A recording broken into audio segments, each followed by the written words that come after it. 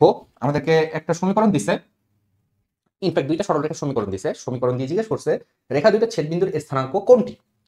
তো রেখা দুইটার ছেদবিন্দুর স্থানাঙ্ক বলতে সোজা বাংলা যেটা বোঝায় এক্স এবং ওয়াই এর ভ্যালু বোঝায়, ঠিক আছে।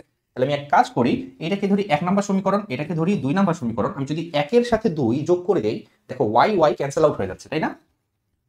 তাহলে 1 এর সাথে 2 একটু যোগ করো, 1 + 2।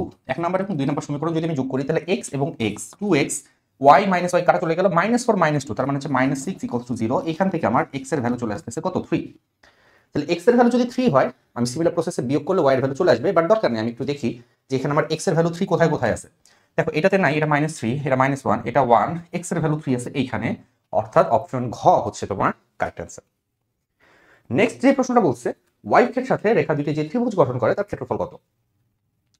নর্মালি এই অঙ্কটা করতে গেলে তোমাদেরকে যেটা করতে হবে, ছেদবিন্দুগুলো বের করে নির্ণায়কের সাহায্যে তুমি চাইলে খুব সহজেই ক্ষেত্রফলটা বের করে ফেলতে পারো। বাট আমরা একটু গ্রাফ আঁকার চেষ্টা করি। গ্রাফ আঁকলে যেটা হয় তোমার খুব ইজিলি অঙ্কটা সমাধান হয়ে যাবে। তাহলে এটা হচ্ছে 2 নম্বর অঙ্ক, 2 এর 2 নম্বর অঙ্ক। আমি যদি একটু গ্রাফে এটা প্লট করার চেষ্টা করি, আমরা অলরেডি জানি যে রেখা দুইটার ছেদবিন্দু হচ্ছে 3,1। সো 3,1 বিন্দুটা এখানে কোথাও একটা হবে।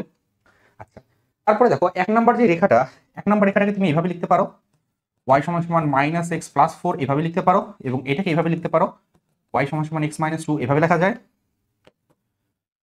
y = mx + c, m এর ভ্যালুটা হচ্ছে -1, নেগেটিভ ঢাল। নেগেটিভ ঢাল মানে রেখাটা এইভাবে যাবে, ঠিক আছে, এইভাবে যাবে। আর এইটা হচ্ছে c, c এর ভ্যালু মানে হচ্ছে সরল রেখাটা y অক্ষকে যে বিন্দুতে ছেদ করবে সেটা হচ্ছে c এর ভ্যালু। তাহলে সরল রেখাটা y অক্ষকে 4,0, সরি উল্টা বললাম, 0,4 বিন্দুতে ছেদ করবে। তাহলে 0,4 বিন্দু যদি এইখানে হয়, সরল রেখাটা এইভাবে চলে যাবে, এটা হচ্ছে তোমার 0,4, এটা হচ্ছে 3,1। দ্বিতীয় রেখাটা দেখো, এটা হচ্ছে mx + c, m এর ভ্যালুটা হচ্ছে 1, তার মানে 45 ডিগ্রি অ্যাঙ্গেল এবং positive slope. So positive slope রেখাটা এইভাবে যাবে, এবং c এর ভ্যালু হচ্ছে -2, তার মানে এটা y অক্ষকে 0,-2 বিন্দুতে ছেদ করবে। সো এইখানে 0,-2, তাহলে সরল রেখাটা এইভাবে কোনো একটা জায়গা দিয়ে যাবে, এবং এটা হচ্ছে 0,-2। দেখো এই ত্রিভুজটার ক্ষেত্রফল বের করতে গেলে, ত্রিভুজ অ্যাকচুয়ালি কোনটা, ত্রিভুজ হচ্ছে এই যে এতটুকু ত্রিভুজ। তাহলে ত্রিভুজটার ক্ষেত্রফল বের করতে গেলে আমার দরকার হাফ গুণন ভূমি গুণন উচ্চতা। তাহলে আমি যদি এই বিন্দু থেকে এই রেখার উপর একটা লম্ব এঁকে দেই, লম্ব এঁকে দিলে সেই লম্বটাই হবে ত্রিভুজের উচ্চতা।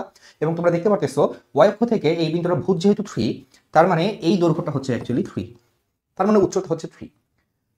আচ্ছা, ভূমি কত হবে? ভূমি হচ্ছে দেখো এইখান থেকে এতটুকু হচ্ছে 4 একক, এবং এইখান থেকে এতটুকু হচ্ছে 2 একক। তাহলে টোটালটা কত, 6 একক, তার মানে ভূমিটা হচ্ছে 6।